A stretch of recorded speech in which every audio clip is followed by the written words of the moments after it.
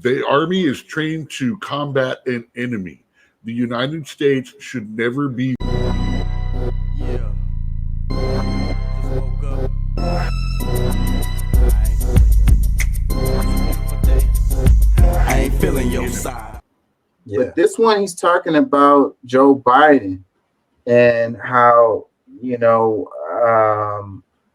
how the media did the Biden laptop deal and was talking about Russian disinformation or whatever.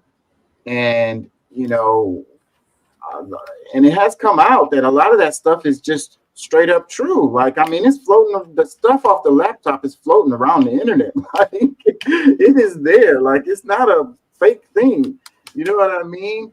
But at the same time, you did have a lot of money that was being made by Biden and Hunter Biden directly from Russia, and some of the stuff that the right is screaming about Biden is true. And it's not some Russian propaganda deal that's going on. But what I would say is the money is kind of chump change. I mean, it's in the millions of dollars, but in the arena of politics, on the level of Biden and them, I would say that money is kind of small. Like I don't want to belittle it.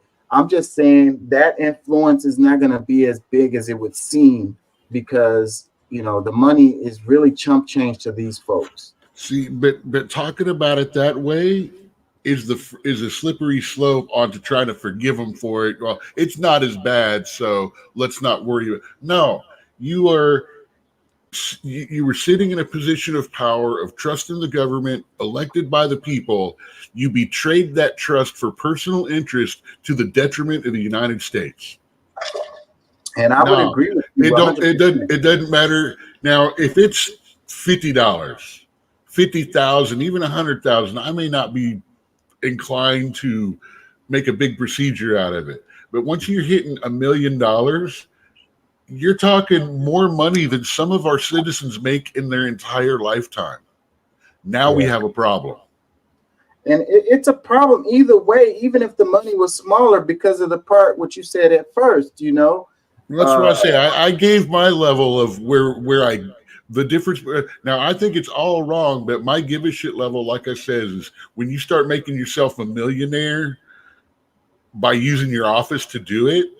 No, do what they do. Do what most of the rest of them do. Save that until you get out of office. Let them pay you then. And that's why I want to cover this is because of how the media basically misled the public. And it just shows how the level of corruption and the level of how people just kind of follow suit. Like they don't, they all working together basically is what I'm trying to say. Well, it's like, hey, we were talking about that Hunter Biden laptop thing. What about that? Oh, we need an indictment we got a new indictment on Trump. Yes, that's where I was going with it. Oh, well, hey, that new indictment on Trump, it got kicked out. Who's that big guy that they were talking about in the laptop? Oh, we need to send money to Ukraine. Oh my God, they're dying out there. Exactly. And that's exactly what they're doing. And it's like, so some of the stuff that's coming from the right about how they're pointing fingers at Trump to cover for the stuff that Biden is doing is actually true. So here's how I feel about it at this point in time. I was told to sit down and shut up about how they were talking about it being wrong, because all I was doing was using an excuse to say, well, what, anytime someone said something with Trump, someone would go, well, what about this? What about this? Well, we're not having that discussion right now. We're going to discuss Trump. And I kept saying that's a crock of shit. But it's okay to distract and use all those things when we're talking about Biden and this whole laptop thing. it's perfectly okay for all those whataboutisms and who this and well, we're still, but Trump's the one up there right now. Yeah, but but the left, it don't matter. We're gonna take 10 more indictments on Trump. Oh, we're gonna make this Stormy Daniels look like the victim because she violated a non-disclosure agreement to sue him, got paid, and then did it again. Gee, it just so happens that she waited 8 years till he ran for president to do that. And a lot of the stuff when they're talking about Trump is just kind of shady character type issues or whatever. But on this side, this is corruption. Like, this is blatant corruption. So that's how it should be talked about, So, anyways, let me play some of this. I've been trying to talk about it like that from the beginning. Let me play some of this. CIA steals elections. Part 1, we'll do America. Part 2, we'll do Ukraine. And if you're on the left, settle down. I voted with you my entire life. This is not a video about pro-Trump. This is a video about anti-corruption and anti-military industrial complex takeovers of our world. And if you're on the right, settle down. This video is not about Trump. This video is about the CIA.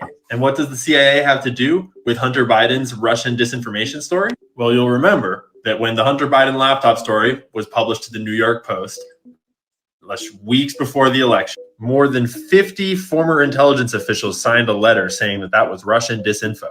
Although they didn't actually present any evidence. They just said that it's deeply suspicious that the Russian government played a significant role in the case. This letter was apparently delivered to Politico by Nick Shapiro, former top aide under CIA Director Brennan. Nick Shapiro has more than 15. Hold on. I really want to focus on the fact that they did this article that it was like it could be Russian disinformation or possibly or whatever. And then all of the rest of the media just kind of followed suit with that. And even Biden repeated this stuff and it didn't have any real, evidence supporting it. And the whole Russia disinformation, hacking our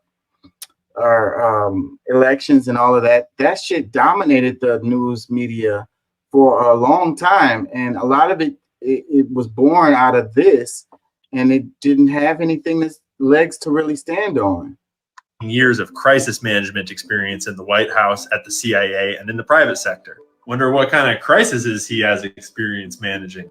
Anyways, this is the letter. This is just part of the extensive list of intelligence operatives that signed it. And I did not cherry pick these. These are literally just the first names on the list. Number 1, James Clapper, ex-director of national intelligence, who committed perjury for telling a congressional committee hearing that the NSA does not collect any type of data on millions of Americans. Nice. Number 2, Michael Hayden, who was the director of the NSA when they were doing that program. Oh yeah, and he's been accused of lying to Congress during the 2007 testimony about the CIA's enhanced interrogation program, i.e. torture. Nice. So it's like, hold on. It's like, the truth debunked is what I'm talking about here.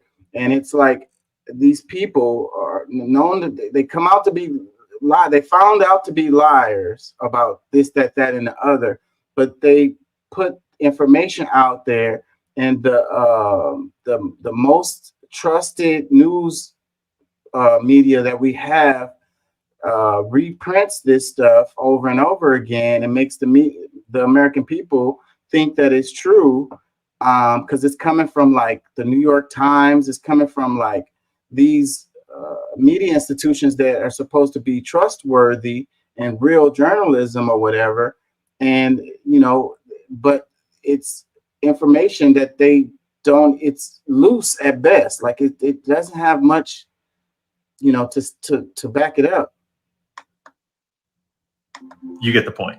So anyways, the Hunter Biden laptop story was Russian disinfo because this letter signed by a whole bunch of career CIA liars said it seems like it probably is Russian disinfo. That was all the ammo they needed for Mr. Biden to cite that letter during presidential debates and on and on and on, as though it was fact. As reported by the New York Times, 3 years later, no concrete evidence has emerged to confirm the assertions that the laptop was Russian disinformation. And portions of its contents have been verified as authentic, as in the whole thing has been verified as authentic. In fact, So like they're like it's probably Russian disinformation, and then that's enough for people to just roll with it because they want that. It goes with their narrative that they want to sell. Like we said earlier, when you have a belief and then you look for evidence to support that belief. Well, remember, Back Hillary had been screaming, Russian collusion the whole time. So everyone was already predisposed towards it, especially if Trump has anything involved in anywhere around it, that it's just a Russian thing trying to take down the other side. Even though they had already disproven that there was Russian collusion for Trump's part, they still kept it up. And even today, people in the middle of a discussion, people will come up and go, yeah, but he colluded with them to get the place over Hillary in the first place. I'm like, no, it's just nobody likes her. And that's what I hate about the media, because when they get stuff wrong, they quietly say, if they do that, they'll quietly say that they got it wrong, but they scream the wrong stuff at the top of their lungs, and people don't remember. I mean, people remember the lies. They don't remember the information that comes out that went against it, because the media doesn't focus on that part. I know people that have been banned from Facebook and are still in Facebook jail and stuff like that for putting out statements 3 years ago that are known as common fact today. And this guy here, he's going to mention it, that they planned it. Like they knew that it could possibly happen, that the laptop stuff could come out. So that's why they were already planting those seeds in the media of, Russian disinformation, da. So if this stuff comes out, then they can be like, boom, this is Russian disinformation. Like they already had a plan for that shit. There were 3 laptops, not just one. And in fact, the House Judiciary Committee and Subcommittee on the Weaponization of Federal Government, i.e. corruption in our government, revealed that the same FBI personnel who were warning social media companies about a potential Russian hack and leak operation in the run-up to the election knew that the laptop belonged to Hunter was not Russian disinformation. And just wait, because we're getting to the part that you don't know about yet, where the CIA actually did war games on this very thing to prepare the media for how to report about it before it came out. Because the minute the New York Post reported about it, all the rest of the media went on full blitz mode. The Hill, PBS, CNN, NBC, the Boston Globe, Business Insider, Huffington Post, MSNBC. There was a coordinated campaign across all media to smear it as Russian disinformation, which is insanely ironic because a sad number of people have been taught to hate Trump so much. Like, sure, not a great guy, whatever, but you've been taught to hate Trump so much that you're not paying attention to court proceedings about your own president. This is the official report from the House Oversight Committee on Hunter Biden's influence peddling and the Biden family making money off of it. The Bidens and their associates have received over $20 million in payments from foreign entities. Over $20 million.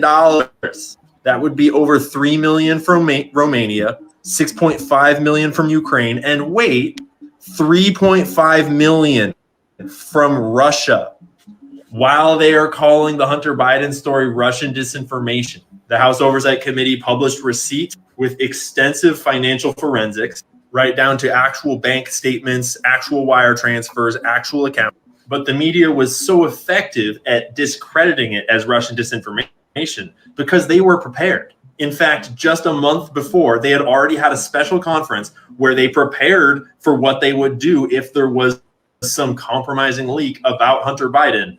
They all knew what he was up to. And so the Aspen Institute held a Hunter Biden exercise right before the election, where they went over a totally fictional 11-day scenario where what happens if someone leaks fake made-up information leaked by Russians about Hunter Biden's employment with the Ukrainian energy company Burisma. So to be clear, certain people within the Aspen Institute concocted a scenario that was framed as Hunter doesn't do anything wrong, but the other side is going to try to smear him, and maybe the Russians will release disinformation falsely claiming that there's sketchy things going on with Hunter's finances. And so as news organizations, you should all be ready for Russian disinformation when it happens, because it would be really bad for our election if Russia were to do that. So they got everyone together, and this is the actual page 1 of the document of their scenarios that they went over, and all the different news agencies went over how they would respond. We're talking like MSNBC, CNN, Twitter, everyone was there. They literally war gamed out how to deal with this leak before it happened. Because, and like, man, it's not even fair, because when you have all of these major news medias saying the same stuff on a particular topic, then people are going to think like it has to be true. Like they're all saying it has to be true. Like if you research the topic and you keep coming up with articles that are basically saying the same thing about it, then you come to the conclusion that it must be true, especially when it's coming from reputable, journalism institutions, respected media institutions. It's like it's not fair, the ones owned by the left. Yeah. Say Murdoch, the Murdoch family.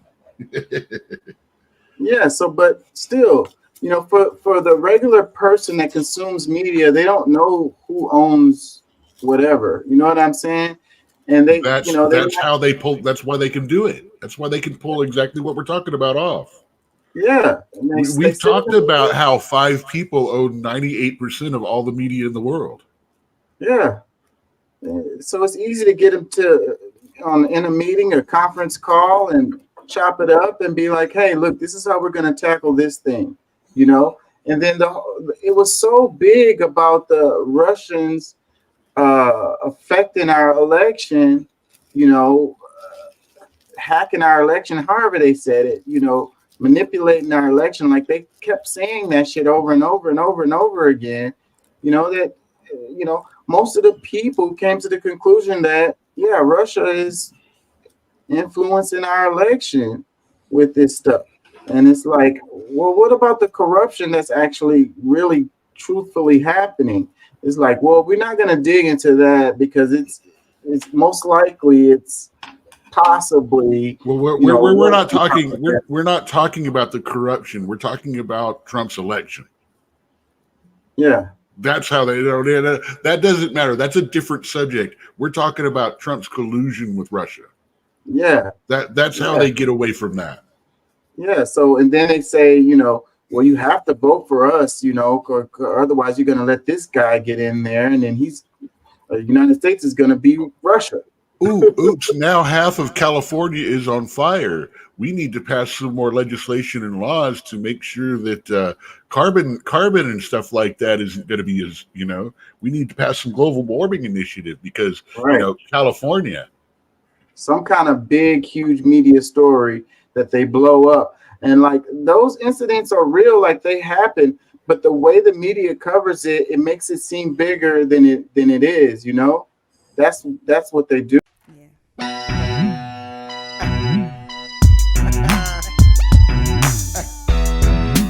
As a distraction. So it's to be fair, those wildfires were pretty big.